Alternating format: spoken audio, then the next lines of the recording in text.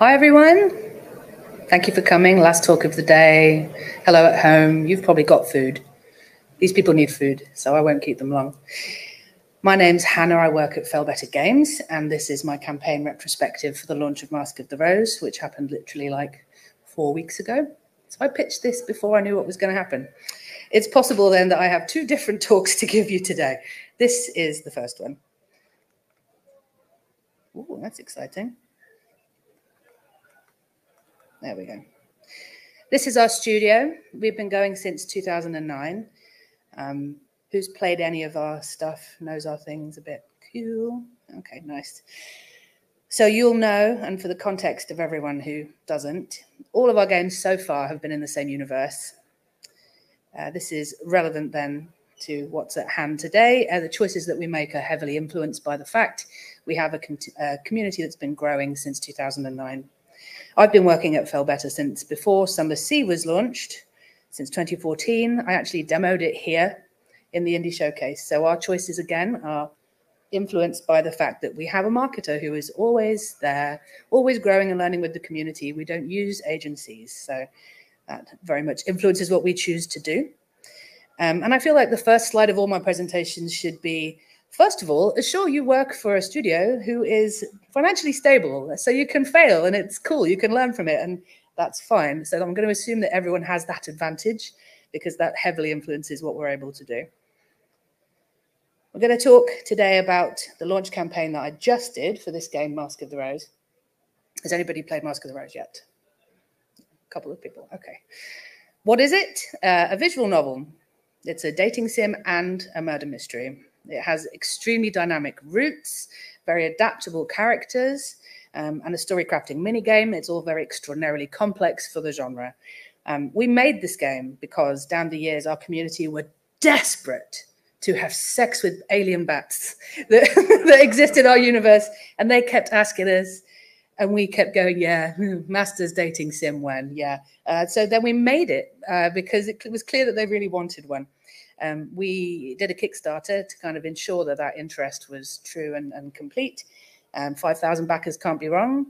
And we decided to go for this as a kind of smaller project, but I put lots of these around smaller because nothing that we make is ever that small. It had a core team of 4. So to launch this game, where do I start when I'm coming up with my campaign ideas?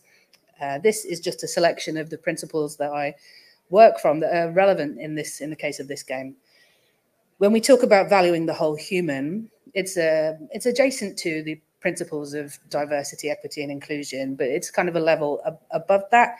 We recognize that humans are whole and complex. We can't always represent every element of every experience, but that we'll make best efforts as a team to include people in ways that are relevant to the game at hand. And valuing the whole human also talks about valuing our staff. Sustainability principles, trying not to make the world worse. It's on our minds a lot. Obviously, climate change is an existential threat bigger even than the pandemic. And there are more ways in which we actively try not to make the world worse or to risk the sustainability of the studio itself. We don't mandate crunch. I should acknowledge, though, that on Mask of the Rose, we worked extremely hard. And one of the things we want to do better next time is not to create overwork. We're always looking for sources of systemic overtime and trying to get rid of those, trying to eliminate those. And our personality, we're a mature studio, 13 years old. We're for people who enjoy reading. They value the words in our games. Many of them have been with us for a long time. They started playing, a lot of them are American, so they started playing in high school and now they've got kids.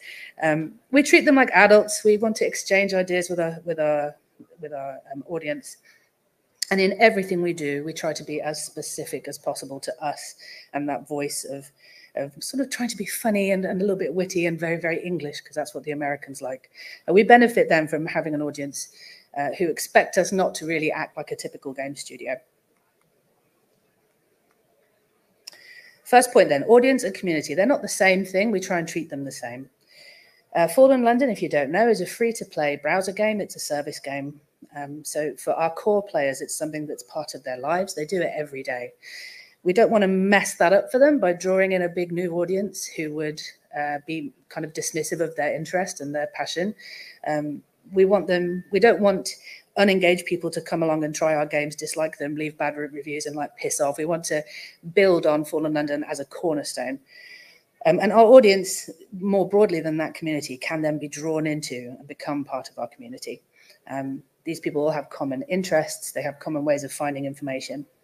We want to draw them in by making our community spaces a place where they would like to spend time. And the talk within a talk about how we moderate those spaces, I'll have to put that to one side because it's really complicated. But partly we want to try and draw people in who have common interests to the community that already exist. Those being, in some part, crochet, tea, and nerdcore. Crochet. This is one of the first things that we did in the run-up to launching Mask of the Rose. This is Mr. Pages and its friends. This is one of the space bats that you can romance in the game. So we put together a free downloadable crochet pattern for Mr. Pages, one of the main characters in Mask of the Rose. We released it around Valentine's Day as kind of a love gift to our community. It's really important to us as a micro goal not to create piles of merchandise that is plastic or plush or derived from petroleum in some way. Plushies very much are that. So this is our answer to that. People have been making them out of threads that they had at home, or they could get a kit. The pattern was developed by someone who trades under the name The Pigeon's Nest, real name Bex. She's a one-woman crochet machine. She is herself vocal about sustainability. She has a strong following on TikTok, and that won't be the first time you hear TikTok. And on Instagram, she plays games, and she really kind of meshes with us. She was able to grasp our game and come up with this with very little direction from us. Brilliant. Something you'll see throughout the campaign imagery is TikTok. I keep coming back to it. So everybody we chose to partner with has a presence on TikTok. It's a growth platform right now when nothing else really is. This is called Love and Murder. It's tea. It's a custom tea blend created by someone named Friday, who runs a company in Seattle called Friday Afternoon Tea. Friday has audio gustatory synesthesia. So I called her up and we had a number of meetings where I described the game to her. And then based on how that tasted, she went ahead and made a tea for us. She's incredible. It so happens that her brother made Kentucky Route Zero. So she totally gets games. She shares our ethos and every point that we could hope for. It felt really special and specific to work with them. Most of our community, as I've said, are from the US. They've been kind of underserved by us for merchandise in the past. So this was in service to them as community members who desperately wanted something from the world that wouldn't sting them on international postage. Most of our community are what you might call tea-aboos, like Anglophiles. So to the idea that they could buy this and have a cup of tea while they were playing Mask of the Rose was a big deal to them. It's not just a piece of like merchandise or a tie-in, it's creating a community experience. When people started receiving their bags of tea, posting pictures, talking about it, it's consumable, it comes in sustainable packaging. Friday Afternoon Tea are also very big on TikTok. Friday does a whole series where she tastes people's names, and they've got millions and millions of views. And results-wise, they had to order 25 pounds of the base tea to fulfill our orders. Their most popular blends are made in 5-pound batches, so huge amounts of tea being drunk. And lastly, the big spend and big effort that we made in this campaign was creating a song about Mask of the Rose and Fallen London with a musical artist called The Stupendium.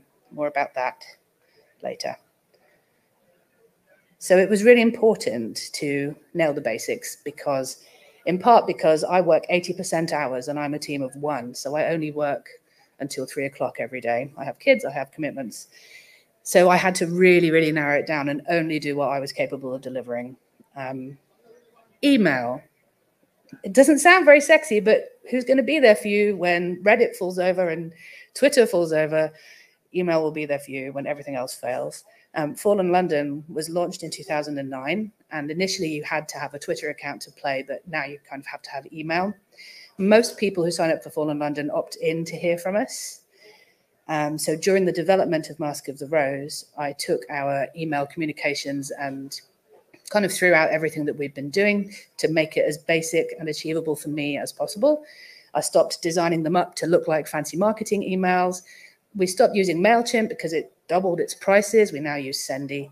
And I redesigned those emails and send them monthly now And it's not just about development news. It's like stuff we've been watching or talking about and games we've been playing.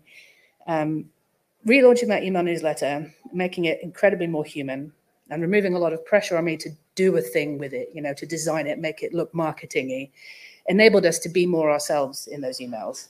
And now of the 450,000 people who've subscribed in the last 13 years, about 80,000 people read every one of those. And like one of those emails might get us 1,500 to 2,000 wish lists.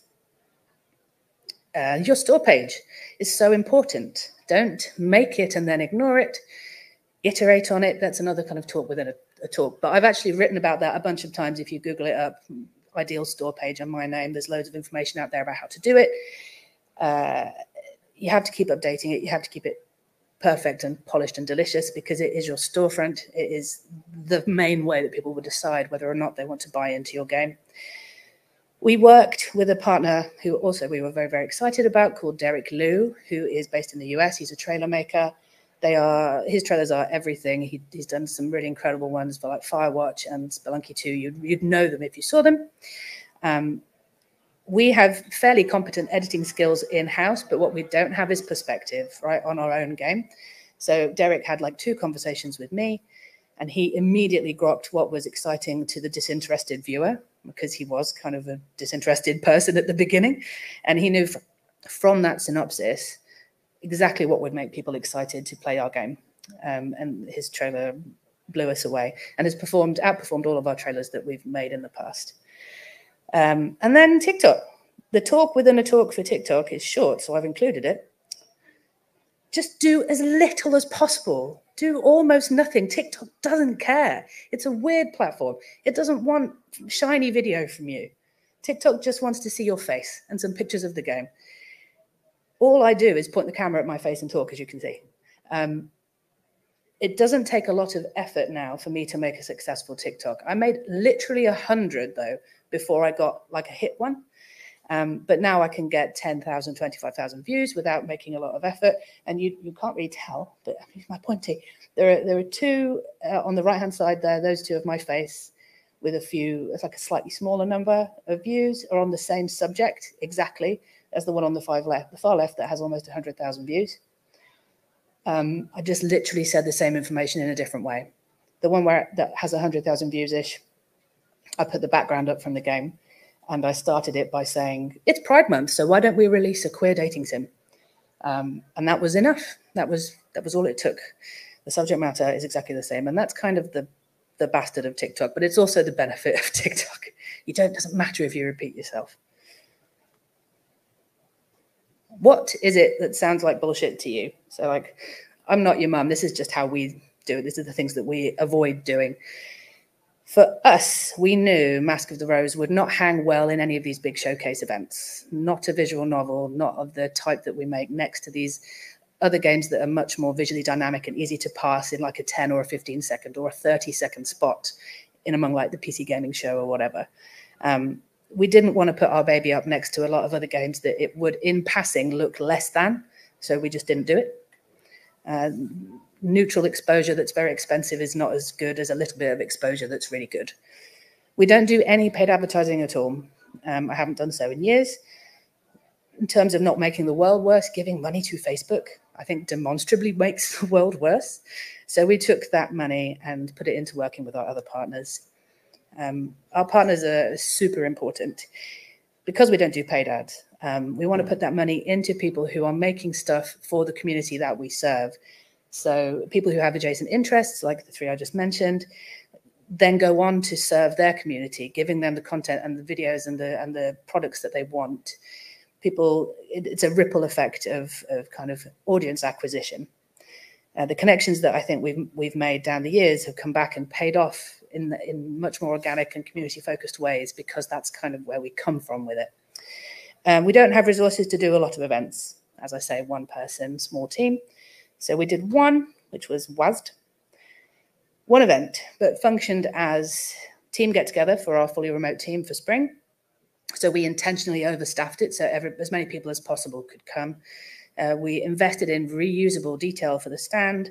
The pages there you see are recycled from a book that I had that was broken. Those are antique teacups, candles that we can use again. We created print that was based on recycled paper. We only made exactly really as much as we could use. It was fine that they ran out.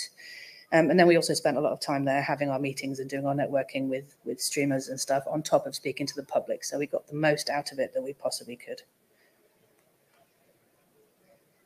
So despite all of that, and as well as all of that, we did have a very not fun time just for a couple of weeks. The game was received pretty well, fine by the press.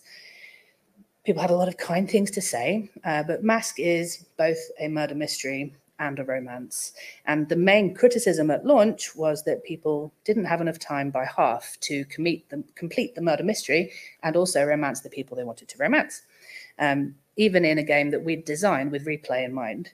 So the community that were very close to us and a lot of our Kickstarter backers were quite angry. They felt shortchanged. They couldn't see the breadth of the game that was available to them because they felt like it was a short game. They left really scathing reviews, and those completely tanked our place on Steam.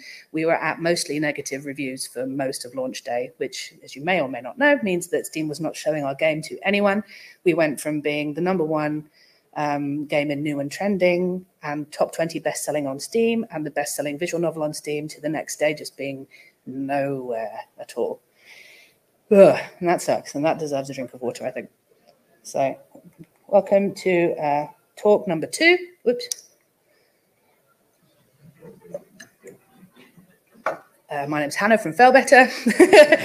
And this is how we got through a tough launch by relying on our studio principles. So our immediate response was to be calm and be mature, acknowledge the issues with the game without over-apologizing. If you issue like an abject apology because your game launched with some issues, it goes beyond, I think, what's really appropriate to say relative to the harm caused. Like, everyone knows games are difficult to make. Many have imperfections. You can still ship improvements. Most players can get refunds if they want to. But over-apologizing invites people to feel or think that it must be worse than it really is. And that just contributes to a culture that makes things worse for other developers in future. So we did not over-apologize, but we were acknowledging the issues. The proportionate and useful response is to listen to what people are saying, figure out what you can do to improve the game, and then do that and be transparent about how. Going back to the basics, Steam being the most important thing for us to focus on. Continuing to turn a blind eye to the bullshit. When you have lots of options in front of you, the temptation then is to try and spend money to fix something. We did not do that. We didn't overpromise, or in the first patch that we were going to put out, we were all at that point obviously emotionally devastated and tired, and we've been working very hard. So we did not overpromise what we could deliver in the first patch. We kept it very simple. We didn't include anything that would be too risky. And again, we had to do it just the only way that we could, in our case, by releasing a musical. Going back to our audience, bad reviews are good intel. What are they saying? Ignoring, if you can, the way that they are saying it to you. We received immediate crystal clear feedback that the game was simply too short in a way that was like frustrating instead of challenging. We actually had at our fingertips levers within the game in order to fix that. So we were able to put together a patch really quickly that straight up doubled the play length of the game, gave you more days to go around snogging people, which is what people wanted, more snogs, brilliant. So we were able to basically immediately implement that. And Steam advises you not to respond to individual negative reviews. And in most cases, I would say don't. A lot of people who've left you a negative review will be too pissed off to ever come back and see that you responded.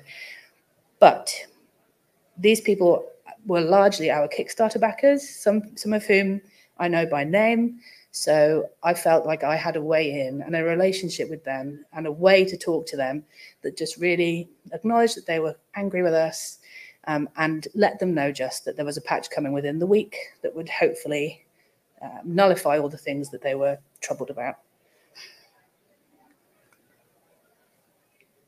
Yeah, there was nothing that we could have done to impact our fortunes more than focusing on sorting out our Steam review score. So we focused closely on that on both the production and the comms side.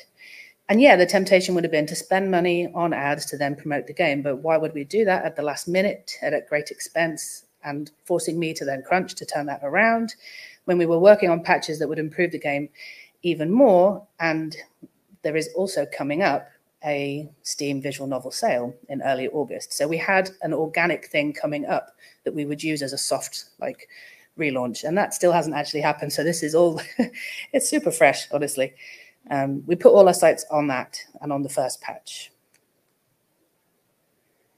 And doing it the way only that we can. So we had something in our back pocket, which, thanks to us not mandating crunch, was ready to go a week after the bad reviews, a day after the patch that turned the game around. This one is a little bit of a long story. So we decided to work with a YouTube nerdcore musician called The Stupendium.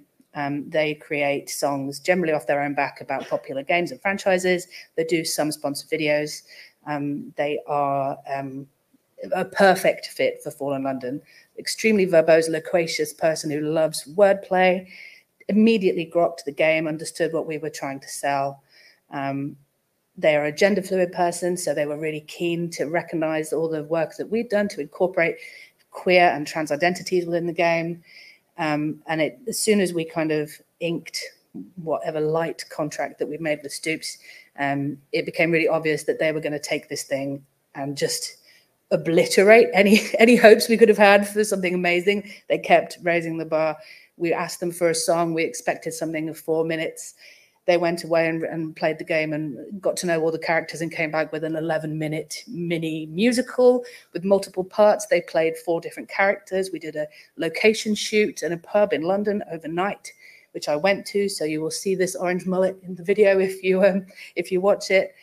They fabricated props from the game to be real life in-game accurate. Just incredible, unbelievable lengths that they went to make this into something really fantastic. But as we were approaching the launch, it became clear that Stoops was working too hard and was trying really hard to deliver this for the day after launch. Launch being a Thursday, YouTube videos work best when they go out on a Friday, I'm told, by Stoops. So we, in a lot of other scenarios, you would maybe have some kind of contract clause that would cost them part of their payment if they didn't deliver it on time and all that kind of stuff. But what we did was mutually agree to hold it off until a week and a day after launch. We did this weeks before just to give them that extra time. So what the launch date happened to turn out to be was the day after we put out a patch that revolutionized the game and made it much better. And what happened was huge goodwill, total hit, more than 100,000 views per week since it launched, no sign of slowing. And basically the combination of all the above, with Neath existing then at the end as the icing on the cake, had Mask of the Rose back in the new and trending tab on Steam 12 days after it came out, which I've never seen happen before. We were really, really happy. And that is, in brief, it. I feel like I said that all really quickly. So I'm really happy to take questions about the game or the campaign. And also, please don't forget to rate that in your email, your rating email that you probably have received during my speech. Thank you. There's a microphone. Hold until you get the microphone. You may applaud. Thank you.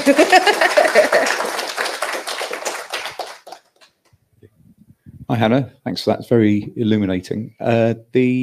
You said at the beginning there's a difference between community and audiences. Yeah. Did you explain? Maybe you explained it. I couldn't. Yeah, community are already connected to you in some way directly. Either they know of and have played your games but don't participate, right, or they are a potential community member. So that's audience. Audience vastly more broad. All of the people who like the tea, all of the people who like the crochet, all of the people who listen to Nerdcore connect into what we'd call our community. So this very broad group of people is our audience, our potential audience for the game.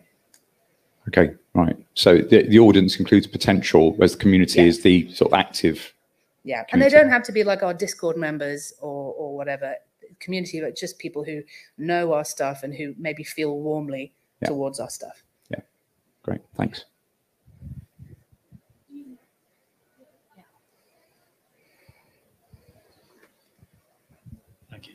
Thanks. That was great talk.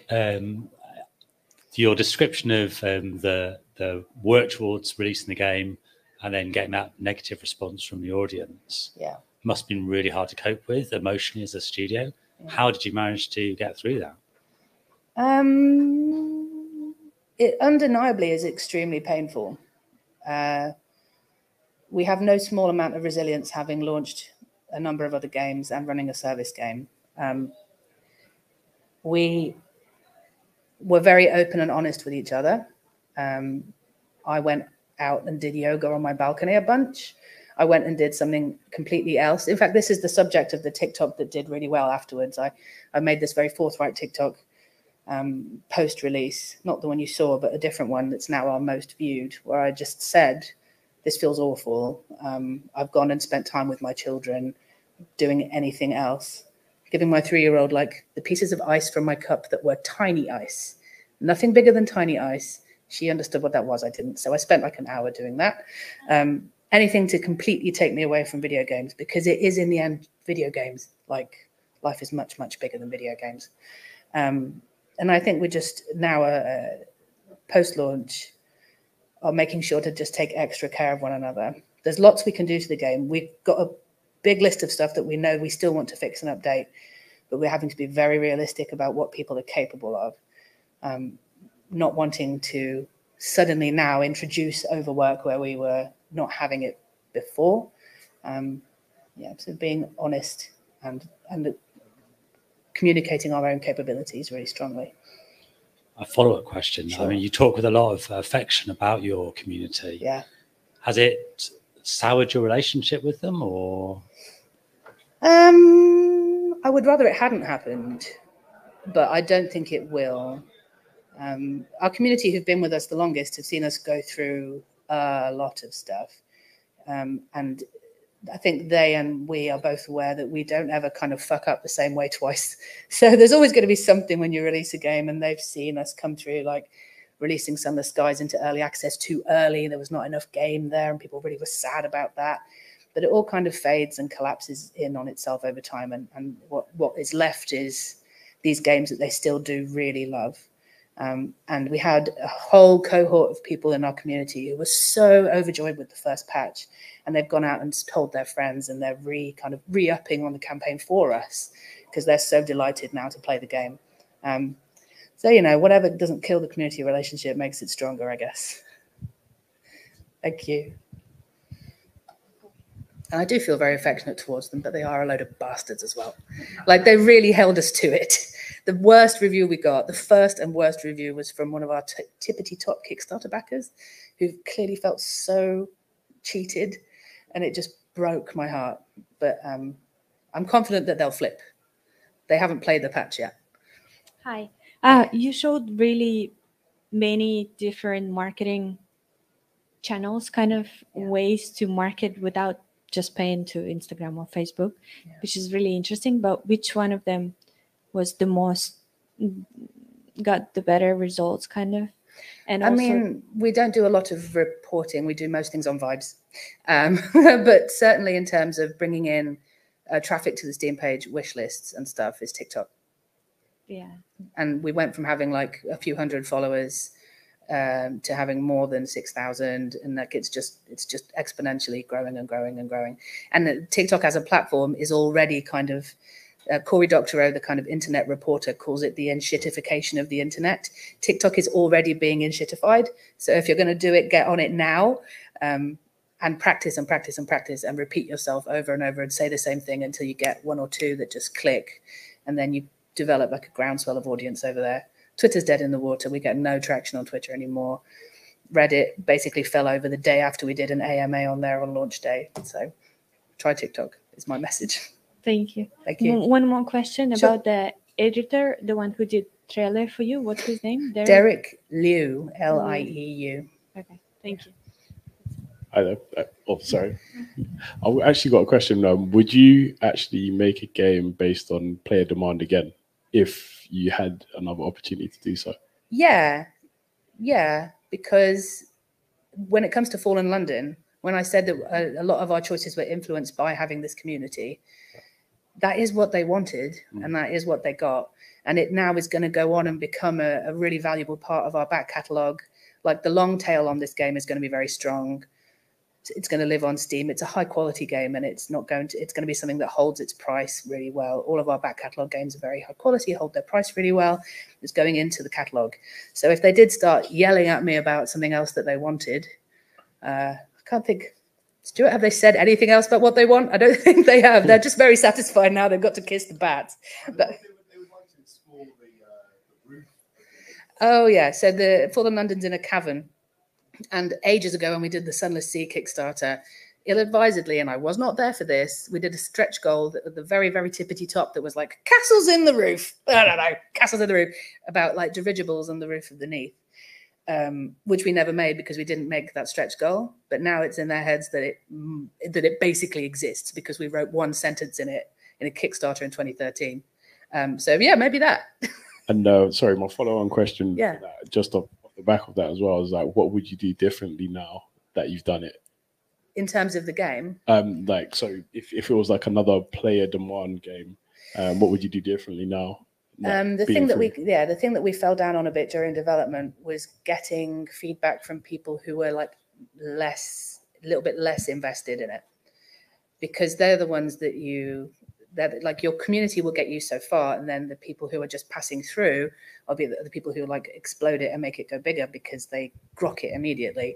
And we did not have enough feedback from people who like didn't already know who Mr. Pages was and were desperate to get in and smooch him. So yeah, getting more wider feedback. When you think you have enough feedback, you don't, basically, is the answer. More at the back. I'm glad we have plenty of time for questions. This is good. I felt like I spoke really quickly, so this is good. Just this question going back to I can't remember, it was the guy that you described as Nerdcore?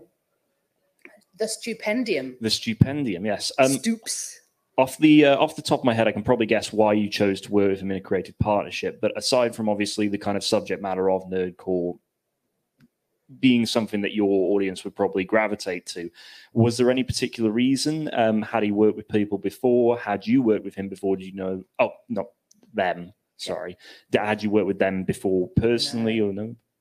No, but now like I still text them every day. Like we immediately made a really strong partnership, and it's been very good to like build something that I know we could maybe go back to.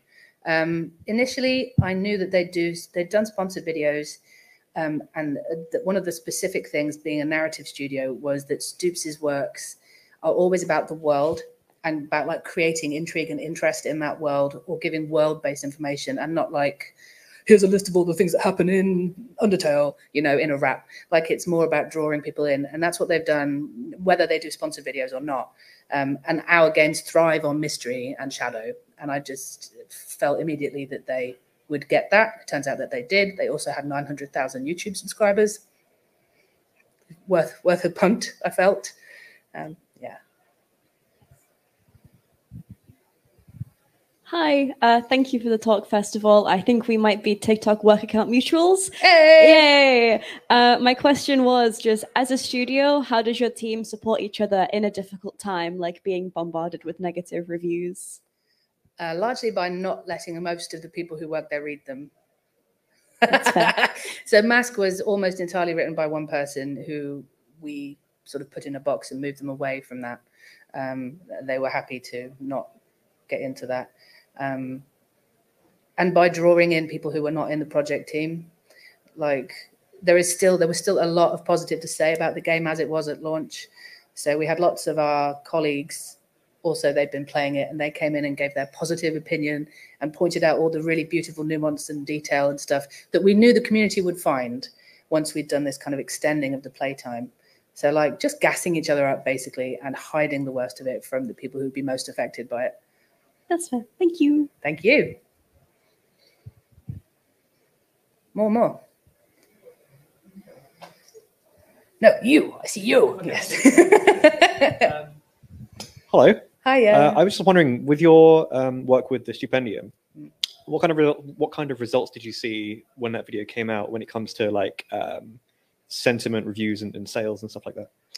Reporting wise, it's fairly loose. We know that when someone watches a YouTube video, they're not going to necessarily click on the click-through link, right? They're going to go and think about their dinner and then come back and maybe Google it later. And so it's very loose. But there is a demonstrable effect on our wish lists and sales that week onwards. The wish list pattern has not dropped since Neath comes out down to like pre-launch levels. We put links to all of our storefronts. About 5,000 people directly clicked on those links, and an additional 5,000 people also went through to Fall in London from that video. So it recruited people, and then this is it. Everything we do recruits people back into Fall in London, and that's a service game. And we have subscriptions, and we have action refresh money coming in through that. So like 10,000 direct actions and a bunch of wish lists and a bunch of sales, and a ton of goodwill and conversation and positive sentiment. Cool. Thank you very much. You're very welcome. Sorry. Hi there. Yeah. So I wanted to ask, would you possibly make yourself available for like a Zoom call? Because I actually started mentoring recently for video games specifically. So I was wondering, possibly, would you be open to doing like a little inspirational Zoom call, like a drop in, like? Let's talk about it afterwards. Yeah. Perfect. Yeah. Thank you. Any more? All right, gang. Thank you so much for coming. I release you to your dinners and your gin and tonics. Thank you.